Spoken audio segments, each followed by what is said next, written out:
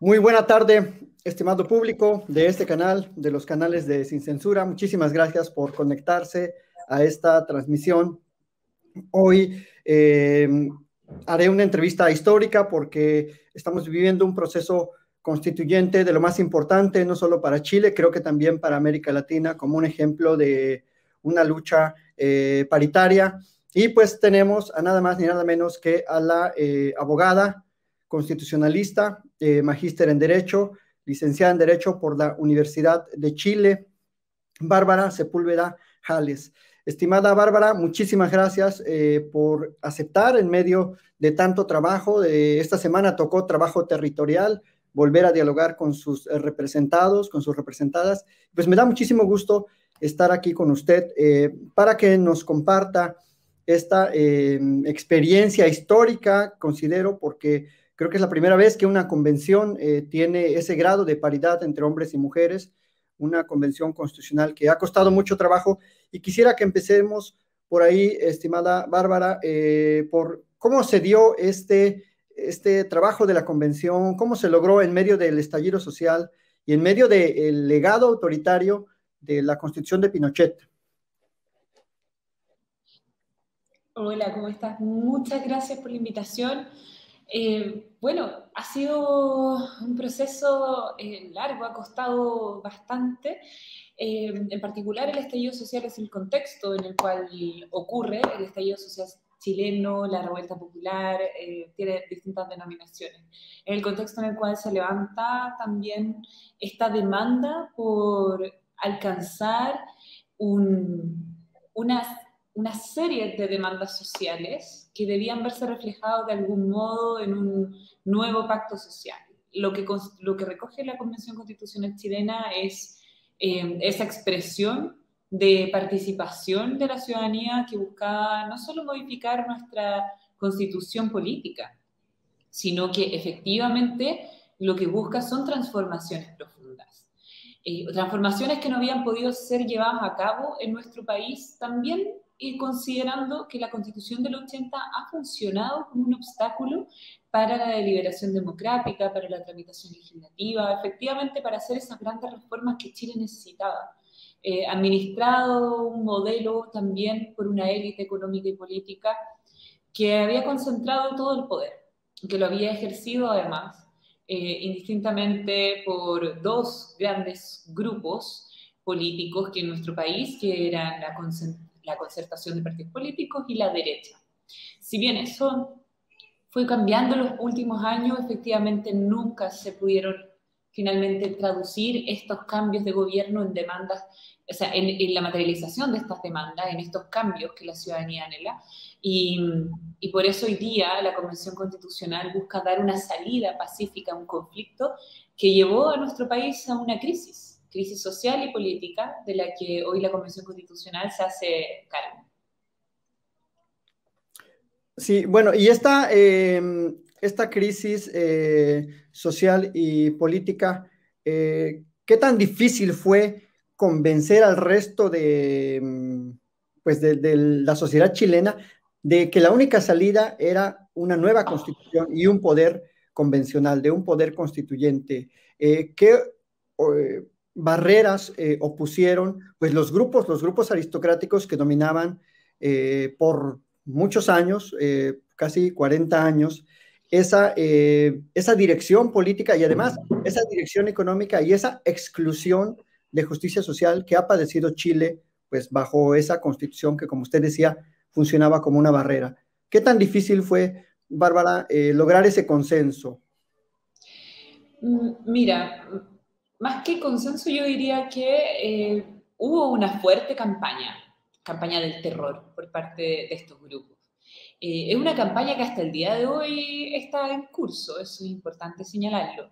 Si bien la Convención Constitucional tuvo una aprobación en la ciudadanía de alrededor de un 80%, ¿cierto? Un poco más de 78% en general, de todas maneras se realizó una campaña por parte de los sectores del apruebo que fue más bien en la movilización social, también llevar a cabo mucho contacto con la ciudadanía, conversaciones cercanas que nos permitieran dar a conocer qué significaba cambiar una constitución, porque la campaña del terror, la campaña de desinformación que inició especialmente la derecha de la mano de los sectores hoy día oligárquicos, de los grandes grupos económicos que han concentrado el poder también en nuestro país, finalmente buscaba instalar la idea de que una convención constitucional significa una crisis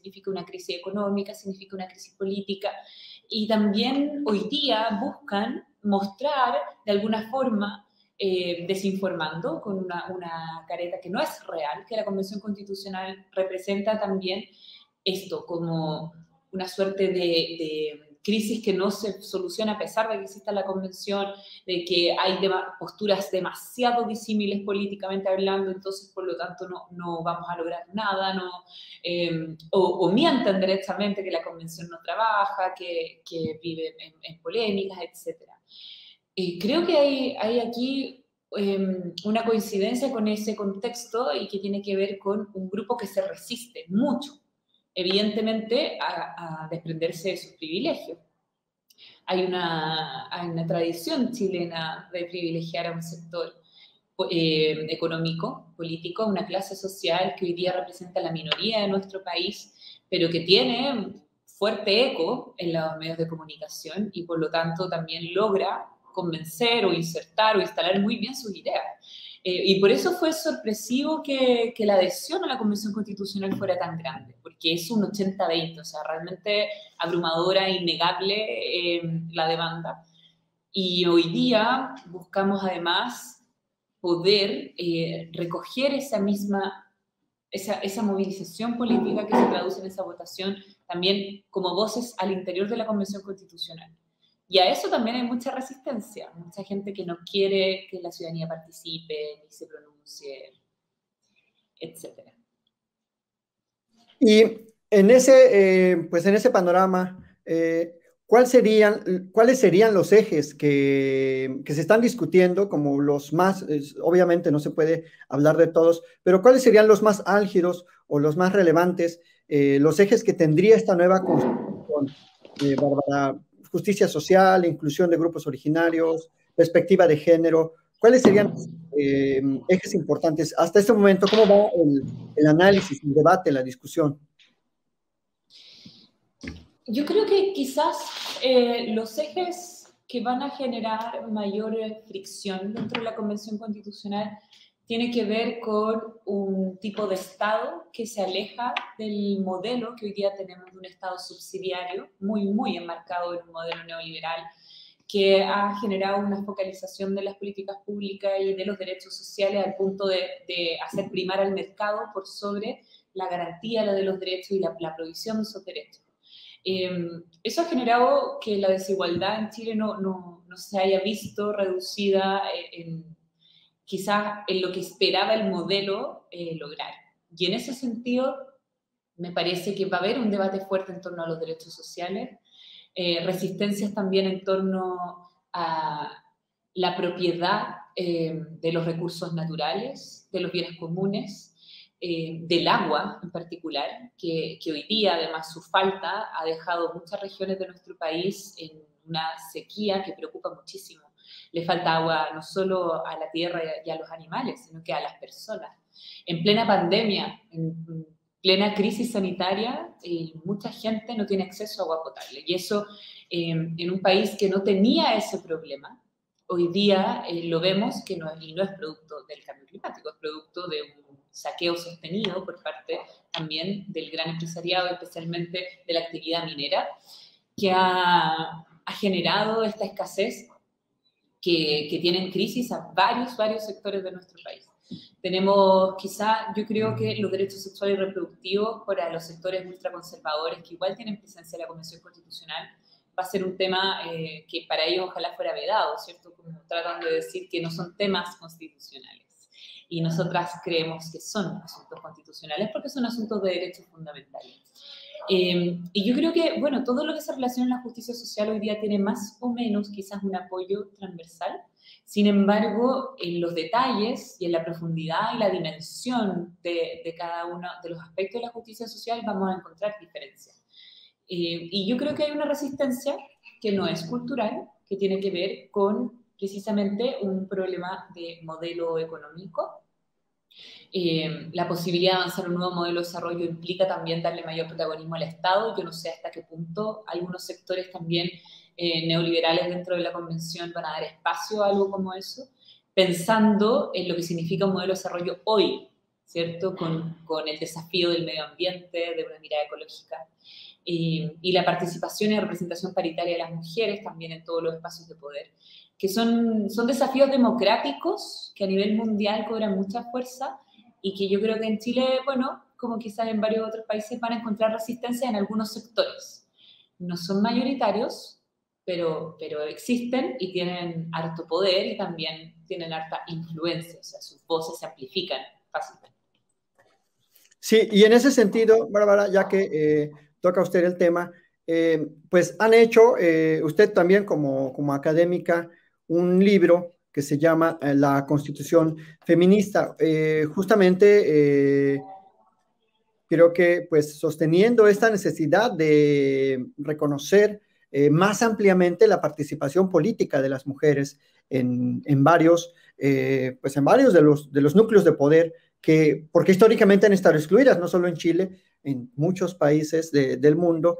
Y creo que aquí en este trabajo usted pues, y otros de sus colegas pues ponen ahí el marco teórico, el marco conceptual para decir por qué la Constitución tiene que tener esta perspectiva feminista, esta perspectiva de género.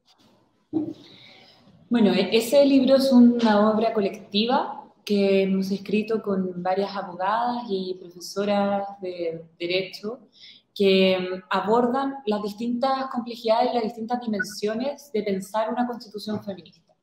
Y hace propuestas en particular para la constitución chilena, pero pensando también en la comunidad internacional y en las experiencias comparadas en torno a dotar de una perspectiva de género el texto constitucional. Y eso es algo que nosotros yo creo que se refleja muy bien en el libro. Se trata de una cuestión transversal, no queda capturada, ¿cierto?, el debate de género y feminista en un solo sector o en solo un apartado de la Constitución, sino que más bien apostamos a que esté presente este enfoque desde la primera hasta la última página. Porque entendemos también que no existen temas que hoy día no tengan una implicancia de género, que no tengan de alguna forma una consecuencia que pueda ser vista también para la mitad de la población, y en Chile más de la mitad de la población. Se habla también en este libro de otros sectores excluidos de la deliberación democrática chilena, entre esos también las diversidades sexuales y sexoafectivas genéricas, las personas con discapacidad, también los pueblos indígenas, el rol y la mirada también del medio ambiente y cómo esto refleja también una experiencia de vida y de exclusión también de muchos grupos organizados de mujeres, especialmente en la defensa del medio ambiente en zonas que en Chile se han denominado de sacrificio. Y hace una propuesta de forma integral para reconocer de esa forma a los otros sujetos de derecho, donde se incluyen las mujeres con mucha fuerza, para redistribuir el poder político, pero también la riqueza, y también aboga por una representación. Y esa representación me parece que hoy día cobra mucha fuerza en la Convención Constitucional, porque es un órgano que no tiene parangón en nuestra historia. O sea, nosotros tenemos una historia constitucional de mucho elitismo y de mucha exclusión. Y en ese sentido, hoy día la Convención Constitucional rompe un poco ese paradigma, pero al mismo tiempo instala otra forma de hacer política.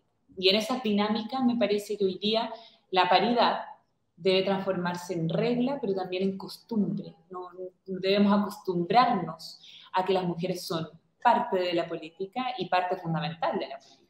Esto en todos los espacios de poder, ya sea de gobierno, administrativo o incluso en la esfera privada. En ese sentido, un libro bien completo ha sido nuevamente, o sea, escrito también desde la visión de mujeres abogadas, pero es un libro de divulgación. O sea, intentamos, con mucho esfuerzo, de hacer un lenguaje bien inclusivo, un lenguaje que pueda, que no se remita a lo técnico, para que sea un libro, además, que pueda ser un insumo para el debate. Sí, muchísimas gracias. Sí, es que a veces también en la academia solemos ser pues muy especializados, tanto que solo nos entendemos entre pues los grupos académicos y se excluye de ese debate a la población, a quienes son los destinatarios, los beneficiarios y los que tendrían que estar tomando o decidiendo políticamente, económicamente, cuál va a ser el destino. Entonces, me llamó mucho la atención a mí, este libro es muy reciente, tendrá si acaso un mes que lo han lanzado y creo que pues bueno, ya estaremos adquiriéndolo para analizarlo con más detalle.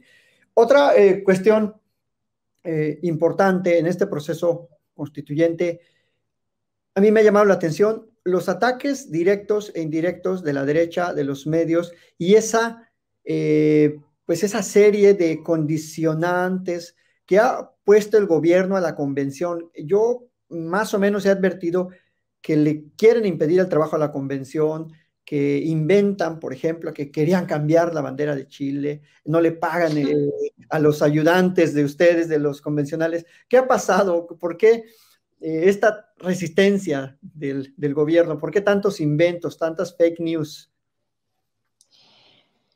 Bueno, yo creo que es parte de esta campaña que conversábamos, que yo te decía en un momento durante la campaña por el apruebo, antes del plebiscito, hubo una campaña de desinformación muy fuerte. Todo ese sector mostraba que la nueva constitución y la convención constitucional implicaban inestabilidad, desincentivo a la inversión, un poco augurando, ¿cierto?, las peores penas del infierno el momento en que tuviéramos un nuevo texto constitucional. Porque yo creo que parte del diagnóstico consensuado es que la concentración del poder en Chile es bastante inusual. Es una concentración de poder que coincide entre la élite política con la élite económica. Hay una relación entre dinero, poder y política que es muy fuerte y que está muy enraizada también. Es una forma también, la democracia chilena, muy autoritaria, heredera de la dictadura, que fue hecha como un traje a la medida para que efectivamente, especialmente sectores políticos como la derecha, tuviesen siempre, incluso si fueran una minoría, siempre tuvieran la última palabra. En ese sentido, yo creo que hoy día parte, bueno, de ese sector que está en el gobierno actualmente, este es un gobierno de derecha, el de Sebastián Piñera, también ven a su misma clase, que nuevamente coincide con quienes tienen la concentración de la riqueza en Chile, un riesgo ante la redistribución de la riqueza, un riesgo ante la provisión de derechos sociales, un riesgo ante perder sus propios privilegios. Y eso yo creo que se da cuenta en torno a una campaña que no ha terminado y que en algunos momentos se agudiza. ¿Y cómo será que no vacila en ocupar mentiras para intentar incluso, dentro del debate político de la presidencial, los candidatos presidenciales de la derecha, bueno, uno en particular, de la ultraderecha, ha intentado todo el tiempo instalar que la convención es antipatriota, que quiere eliminar la bandera, quiere eliminar el himno, quiere eliminar el escudo, quiere cambiar el nombre del país, todas cuestiones que son completamente falsas. Y lo dice con un descaro que es propio de un candidato que ha hecho de su propia política y quehacer político la mentira. Y eso es bastante grave. A mí me preocupa mucho que esos sectores tengan tanta cabida en los medios de comunicación, especialmente considerando que lo que dicen no es cierto y que es parte de una campaña que busca instalar el terror ante una convención que hoy día además es la salida institucional y pacífica a un conflicto tremendo que vive nuestro país, que aún no cesa en nuestro país. Sí, muy bien. Bueno, seguramente se refiere a José Antonio Kast, el declarado admirador del régimen de Pinochet, que casi justifica pues el régimen básicamente, si por él fuera, yo creo que volvieran en Chile a una dictadura de esa naturaleza. Pero antes de entrar a la pregunta que le quería hacer sobre pues, las elecciones primarias del próximo domingo, quisiera que habláramos un poco también sobre cómo este poder político que pues tiene nombre y apellido, el presidente actual de Chile, se ha visto implicado, por lo menos, en algunas investigaciones por el lavado de dinero, por las coimas o los sobornos en el que ha participado por el proyecto minero Dominga, un proyecto en una región pues de gran importancia ambiental en el norte de Chile, y cómo pues todos estos intereses económicos y políticos van de la mano con los ataques a la convención. ¿Qué considera usted, Bárbara, sobre esos aspectos? O sea, esos aspectos claramente en los que el poder político chileno pretende, el dominante, me refiero, el elitista, pues pretende seguir imponiendo incluso su visión, como usted lo mencionaba, en algunos sectores de la Convención Constitucional.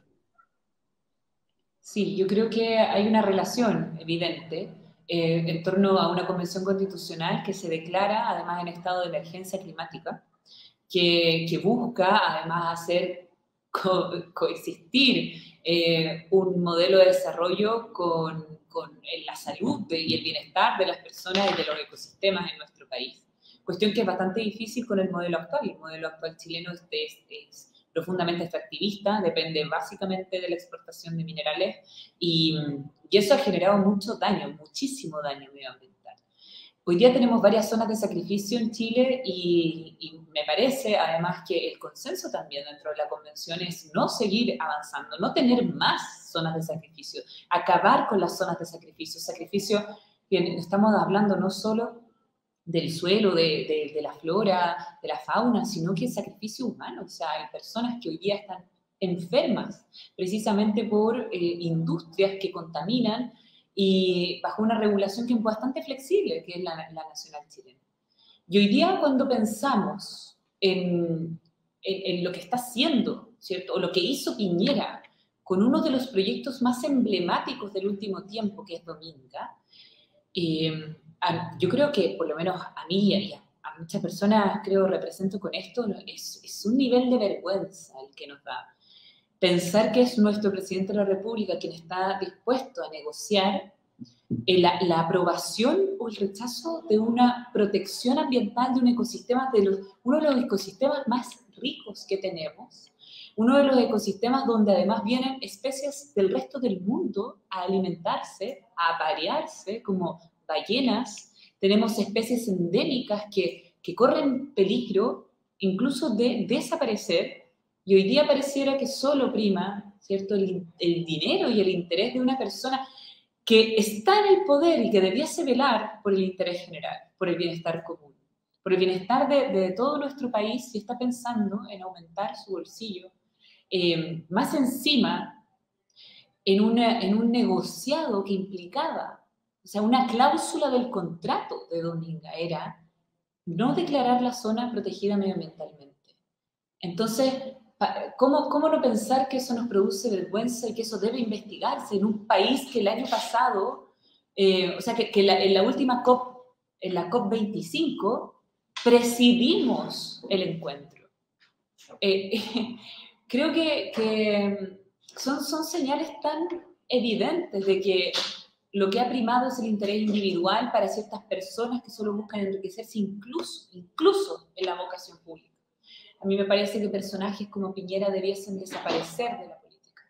Es muy grave lo que él ha hecho, lo que han hecho las personas a su cargo. Claramente no es responsabilidad de una sola persona, que hay muchas personas, funcionarios del gobierno que están involucrados en esto, y espero que se esclarezca lo antes posible. Hay una acusación constitucional en curso en contra de Sebastián Piñera. Yo espero que el Senado tenga una mínima cordura para aprobar esa acusación. Yo sé que hay elecciones pronto y que le queda muy poco al gobierno de Sebastián Piñera, pero incluso ese poco tiempo que le queda no debiese estar en su cargo. Sí, la verdad es que es muy indignante ver cómo estos representantes políticos con muchos y claros intereses empresariales, pues, no les importa borrar del mapa ecosistemas, biomas, y que son patrimonio incluso, patrimonio de la humanidad. Y pues ahí, en ese aspecto, Bárbara, le quiero hacer la siguiente pregunta. ¿Cuál es el panorama para esas elecciones primarias del próximo domingo?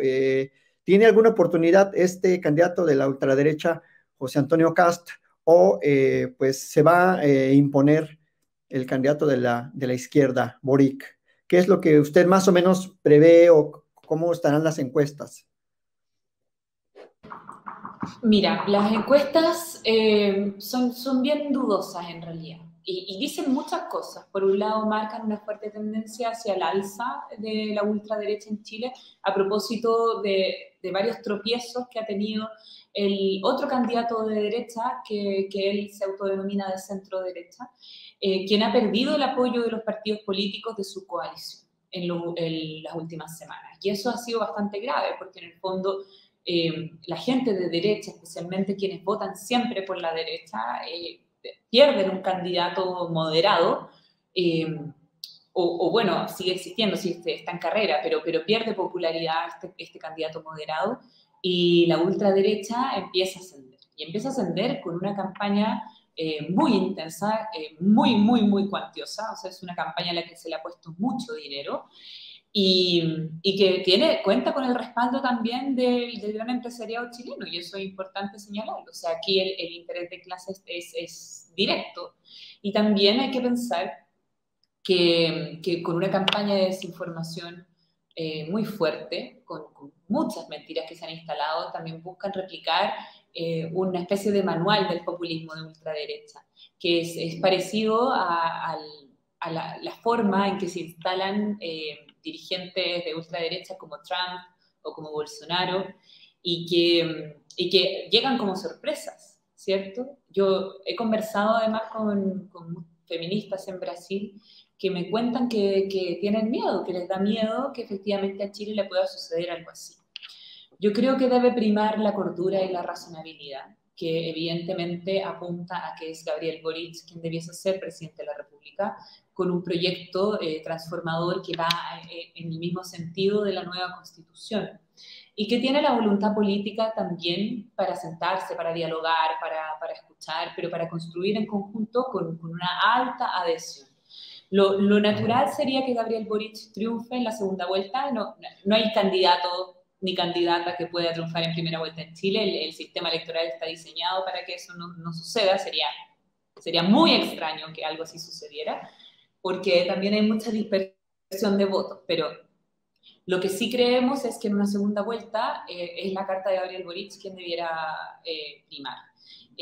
Lo peligroso y quizás aquí lo que también va a suceder, que incluso con Kast perdiendo, es que Kast se ha fortalecido como una figura influyente de la derecha, cuestión que hace 5 años no era así. Y ese terreno es parte de la irresponsabilidad, creo yo, de los partidos de la derecha y de su propio deterioro como coalición política, que ha permitido que la ultraderecha se abra camino y se abra espacio, eh, perdiendo además su coalición el carácter democrático que tanto le costó, ¿cierto?, instalar dentro de sus filas, porque la mayoría son las mismas personas que apoyaron la dictadura militar. Entonces les costó ganarse la credencial democrática. Y hoy día, nuevamente, la pierden a propósito de alinear sus filas detrás de una figura como José Antonio Kast, que es uno de los principales pinochetistas de nuestro país y reivindicador, además, de la dictadura sin pelos en la lengua.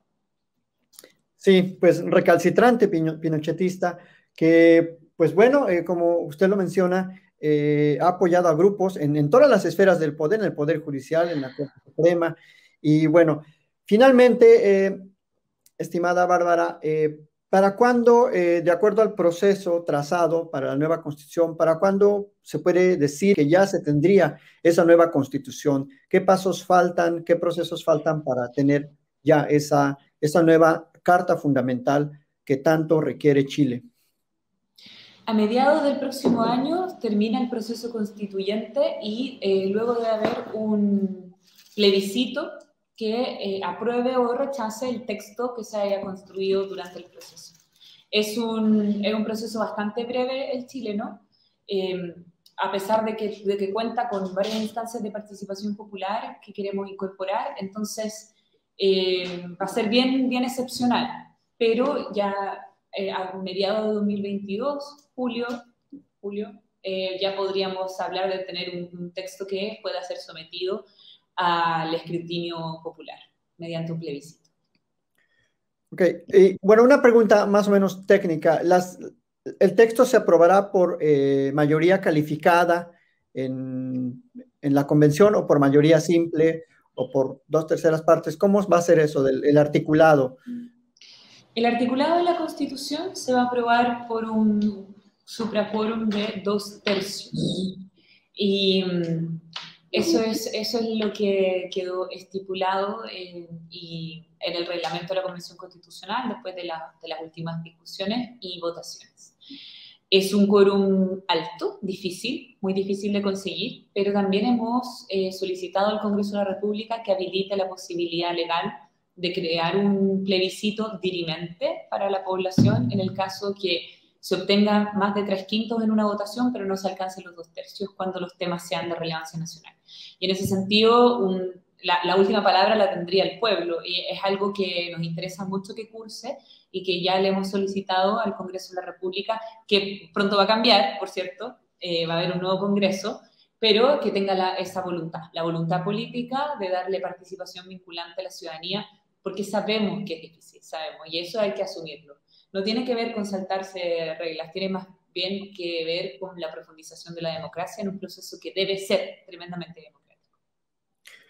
Muy bien, pues muchísimas gracias a la abogada magíster en Derecho, Bárbara Sepúlveda. Pues no lo dije al principio, pero bueno, tiene una larga trayectoria en la causa de la justicia social. Su familia ha sido pues víctima y sobreviviente también de la era Pinochet, así que pues creo que está en buenas manos el proceso constituyente de Chile. Nos da mucho gusto en México enterarnos de estos vientos de cambio que son necesarios en nuestra América Latina. Y nuevamente le agradezco, Bárbara, por su tiempo, por su disposición en una agenda pues tan complicada como la de redactar una nueva constitución, ni nada más ni nada menos. Muchísimas gracias.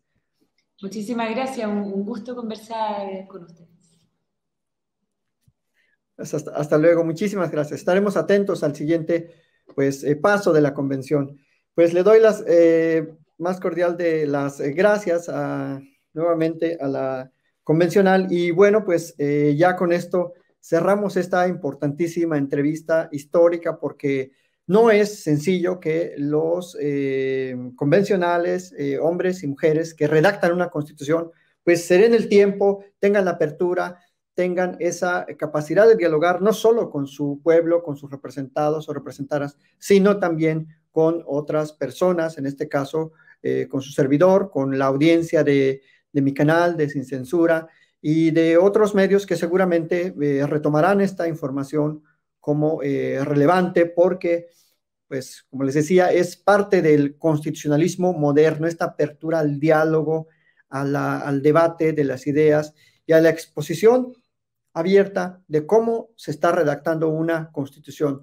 Por eso, pues mi más grande admiración y respeto al proceso constitucional, al proceso de hacer unas nuevas reglas, una nueva columna vertebral para una sociedad. No es nada sencillo, ya escucharon ustedes,